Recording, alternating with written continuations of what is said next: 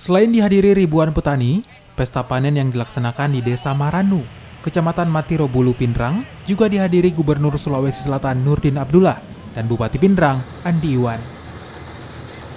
Nurdin Abdullah mengungkapkan, pesta panen di saat musim kemarau merupakan hal luar biasa. Gubernur Sulawesi Selatan juga akan memberikan bantuan sebesar 400 miliar rupiah untuk irigasi yang nantinya akan membantu petani untuk bercocok tanam dan panen 3 kali dalam setahun. Jadi yang pertama ya saya ingin sampaikan bahwa Sulawesi Selatan ini bisa membuktikan di saat kita mengalami kemarau panjang pun ya Kabupaten Pindrang bisa membangun sebuah stabilitas produksi ya. Terbukti hari ini di kompleks ini kurang lebih 8.000 hektar ya. Ini sekarang udah siap panen. Tadi kita lakukan pesta panen.